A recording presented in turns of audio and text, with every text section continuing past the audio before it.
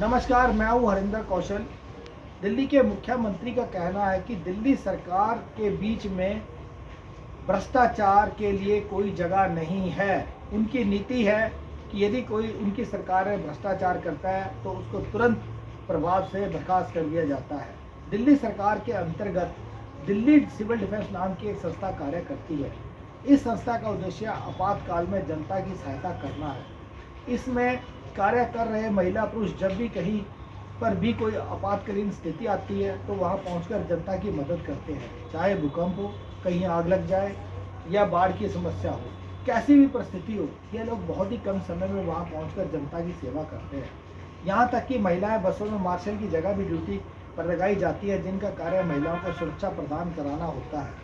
लेकिन बड़े अफसोस की बात है कि जो महिलाएं अन्य महिलाओं को सुरक्षा प्रदान कराती हैं वही सुरक्षित नहीं है। महिलाओं का कहना है कि उनके साथ कि उनके अधिकारी उनका यौन शोषण करते हैं। आज हमारे स्टूडियो में कुछ महिलाएं उपस्थित हैं, हम जानते हैं उनकी जुबानी, उनकी कहानी। हाँ जी मैम, आपके साथ क्या हुआ जब आप नौकरी करने के लिए गई तो आपके साथ क्या हुआ? हमारी वार्डन रेखा मैम ले जाते हेमंत दीक्षित के पास, तो हेमंत दीक्षित ले जाके रूम बंद करके किस वगैरह करते हैं और फिर कहते हैं कि अगर तू मुझे खुश नहीं कर पाएगी तो औरों को कैसे खुश करेगी।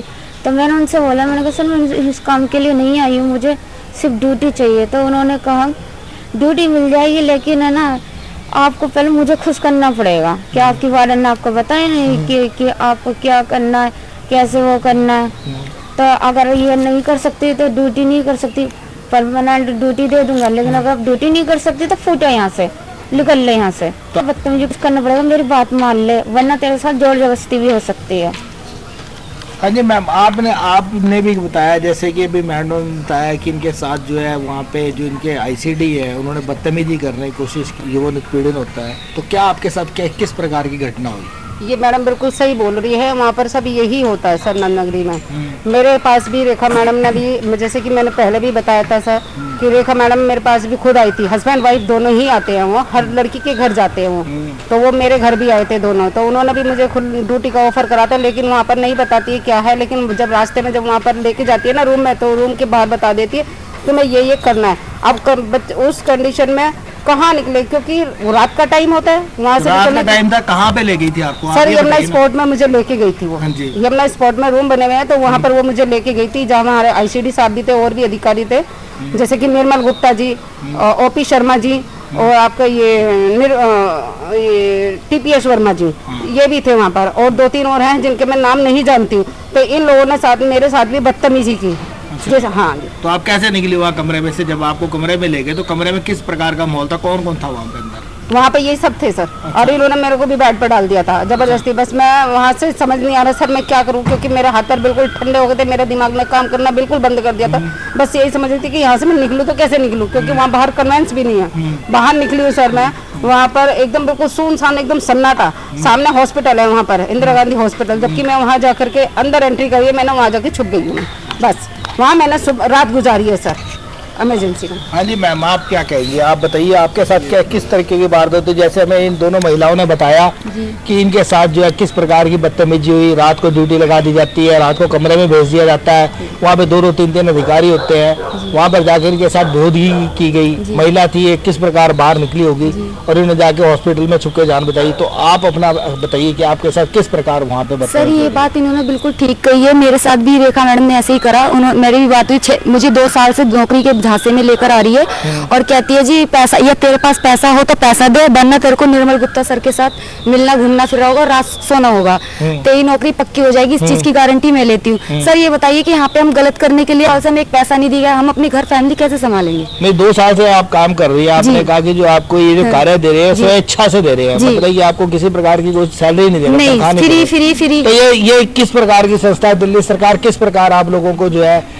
यहाँ पे काम करने के लिए आपको जो प्रोत्साहित कर रही है, किस प्रकार ये संस्था का फायदा क्या है? जब आप लोगों को पैसे नहीं मिलता तो आप लोग वहाँ क्यों जाते हो, किस लिए जाते हो? सर हम इसलिए चले जाते हैं, हम ये कहते हैं अगर टाइम पे नहीं आओगे, मस्ती अटेंड नहीं करोगे तो आप लोगों को निकाल दिया जाएगा, डराया जाता है, धमकाया जाता है। रेखा इस गैंग की वो है, वो बच्चों को फैलाती है, फुसलाती है, फिर गलत जगह लेकर जाती है। हमने चीज को कई बार ऑप्शन उठाया, लेकिन मैडम सर हमारी कोई सुनवाई नहीं होती। या तो उनके साथ गलत संबंध बनाओ या तो फिर पैसों का इंतजाम करो। अच्छा, आपका कहना ये है कि या तो गलत संबंध बनाओ या फिर पैसे का इंतजाम करो, तभी आपको पेड ड्यूटी मिलेगी। तो पेड ड्यूटी नहीं देते ये जो इनके खास है, जो इनके चमचे हैं, जो इनकी फ्रेम में सही उतरते हैं, जो इनको खुश रखते हैं, उन्हीं को ये पेड ड्यूटी देते हैं, दूसरों को पेड ड्यूटी नहीं देते। हमारा घर परिवार कैसे चलेगा सर? नाम भी उन्हीं का ही लिखते हैं जो उनके उसमें उनकी सारी बातें माने, और जो नहीं मानता उसके लिए उसको नाम नहीं लिखा जाता। ना तो नाम लिखा जाता है, ना उनको निष्काम भी ड्यूटी नहीं मिलती।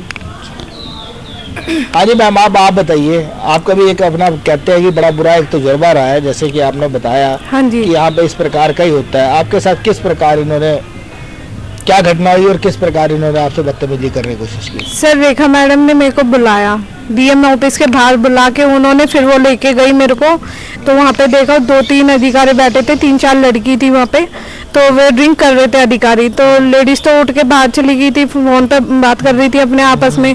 तो सर 2-3 अधिकारी जो दारू पी रहे थे, उन्होंने क्या काम करा, वे एक जना तो बैठा रहा और 2 चले गए बाहर। तो सर उन्होंने, एक जने ने कुंडे लगाए और मेरे साथ में जबरदस्ती करी, मेरे को बेड पे गिरा और मेरे कपड़े वपड़े फाड़ दिए और मेरे साथ में बदतमीजी करी और मेरे को टच करने लगे, मतलब कि बहुत बुरी तरीके से, कि मैं शब्दों में बयां भी नहीं कर सकती। इस तरीके से सर बदतमीजी होती है। तो आप ये बताइए कि आपको जो लेडीज लेके गई थी वहाँ पे अंदर कमरे में, जिसने आपको धकेला, वो कौन थी? रेखा थी क्या? जी सर, रेखा मैडम थी। रेखा मैडम ने मेरे को धक्का दिया पीछे से, तो कहने लगी सर लड़की आ गई है। सर इतना कह के रेखा मैडम चली गई और उन्होंने कुंडे लगाए और मेरे साथ में बेड पे गिर के जबरदस्ती करी, मेरे कपड़े फाड़े और मेरे को, मतलब कि मेरी शर्ट भी उतार दी थी। अच्छा जी। तो जब आप चिल्लाई तो कोई बाहर से आपकी मदद के लिए आया या आप खुद ही वहां से? सर कोई नहीं आया मेरी मदद के लिए। मैं घबरा के मैं उसको छुड़ाने लगी, तो उन्होंने मेरे साथ में जबरदस्ती करी और फिर बोलने लगे तुम्हें पता नहीं है किस काम के लिए आई हो? मैंने कहा सर मेरे को पता होती तो मैं आती ही नहीं। तो कहने लगे रेखा मैडम ने नहीं बताई तुमको किस काम के लिए आई हो? मैंने कहा सर नहीं। तो कहने लगे हमें खुश करने के लिए आई हो, और किसके लिए आई हो तुम्हें इस चीज का नहीं पता? कोर्ट के एडवोकेट अरुण कुमार है, अब हम इनसे जानते हैं कि ये जो इल्जाम लगा रही हैं, क्या इस प्रकार की जो ये बातें होती है, ये जब इनका कहना है कि ये पुलिस में गई, पुलिस को इनका संज्ञान नहीं लेता, कोर्ट में ये लोग जा नहीं सकते, तो ये इनके पास क्या ऐसी कानूनी रेमेडी है जिससे जो ये अपना बचाव कर सकते हैं? और जो इनके साथ ये सब कुछ हो रहा है, जो इनके साथ आरोपी है, जो इनके साथ गलत बिहेव कर रहे हैं, उनको किस प्रकार से सजा दिलवा सकती है? हाँ जी अरुण जी। सर देखिए, ये 4 लड़कियां हैं और इनके साथ आई थिंक 8-10 लड़कियां और हैं जो कि हमारे सामने आना नहीं चाह रही। अब इन 4 लड़कियों ने इंडिविजुअल भी और कंबाइंड भी सब जगह एप्लीकेशन लगा रखी है, सब जगह कंप्लेन लगा रखी है, चाहे वो डीएम सर हो, एसडीएम सर हो, या इनके जो थाने जो जिस भी जुरिसडिक्शन में आते हैं, वहाँ पे किसी के पास कोई इनके पास ले ही नहीं रहे हैं। रिसीविंग जब आए वो ले ही नहीं रहे हैं, वो उनको बोल देते हैं कि आप जाओ। अरुण जी, ऐसा क्या है कि जब पुलिस हमारी सुरक्षा के लिए बनी है और उनका काम ही जो है महिलाओं को सुरक्षा प्रदान करना है, एक आम नागरिक को सुरक्षा प्रदान करना है, इसी बात की इनको जो है तनख्वाह मिलती है, सैलरी मिलती है, तो क्यों इनकी एप्लीकेशन लेने से इनकार करते हैं? फेवरिज्म क्या है कि जिनके पास ये जाती हैं वो बड़े अधिकारी हैं, ठीक है।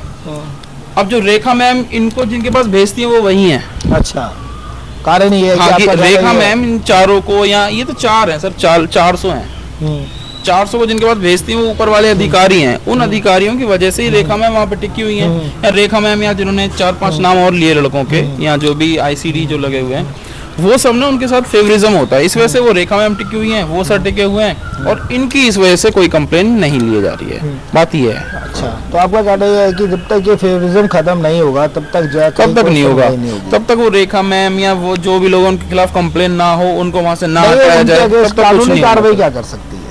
कानूनी कार्रवाई यही है कि हमारे इस मीडिया के थ्रू हम उनके पास जाएं, या हम सीधा कोर्ट से 156(3) लगाएं, उसके पास सर के पास जाएंगे हम, वहीं से हो सकता है। डीएम सर तक जाना पड़ेगा या हमको सीएम तक जाना पड़ेगा।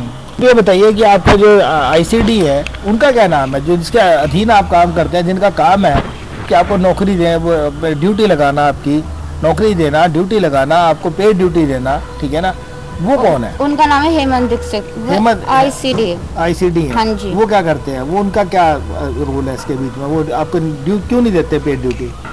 क्योंकि हम उनके राज जान जाते हैं ना, वो इस कारण ड्यूटी नहीं देते, क्योंकि रेखा एक ऐसी चीज है कि रेखा ही ले जाती है। आप अक्सर ऐसा हुआ है कि उनको नई लड़कियां ही चाहिए होती है, और जो लड़कियां राज जान जाती है या तो उनको मरवा देती हैं, या फिर उनको उसी दलदल में धकेलती है। अब वो अपने परिवार के पास क्या जाए, परिवार वाले कहेंगे बेटा छोड़ दें, हमें बदनामी से डर है। फिर लड़की के पास दूसरा चारा यही बचता है कि आत्महत्या कर ले। अपील है सरकार से भी, दिल्ली पुलिस से भी, सबसे, मीडिया से भी, अगर हमारी सुरक्षा नहीं कर पा रहे हैं या फिर हमें ड्यूटी के लिए हमें इस चीज़ में धकेला जाता है, तो प्लीज़ ये सिविल डिफेंस बंद किया जाए। क्योंकि इससे अगर हमें पैसे ही कमाना है तो हम वैसे भी कमा लेंगे। हमें ज़रूरत क्या है कि हम सिविल डिफेंस का तो खाली नाम है, वर्दी डाल लो, वर्दी को भी गंदा करो, अब फिर उनके उसमें भी आओ, तो फायदा क्या है। इसलिए हाथ जोड़ के अपील है, नहीं हो सकता तो प्लीज सिविल डिफेंस बंद किया जाए। देखा अरुण जी, आपने ये कितनी पीड़ित है महिला की, इसका कहना ये है कि जब सिविल डिफेंस में काम ही नहीं है, इनको स्वेच्छा से नौकरी के लिए बुलाया जा रहा है, ड्यूटी देने के लिए बुलाया जा रहा है, तो फिर इस संस्था को बंद कर देना चाहिए। आपका क्या विचार है इस चीज़ से? सर वही है, मतलब एक थोड़ा टर्म शायद बोलना चाहिए, नहीं बोलना चाहिए। एक ब्रोथल होता है, सिविल डिफेंस को भी वही बना दिया गया है, बट लीगल तरीके से बना दिया गया है, वर्दी दे के।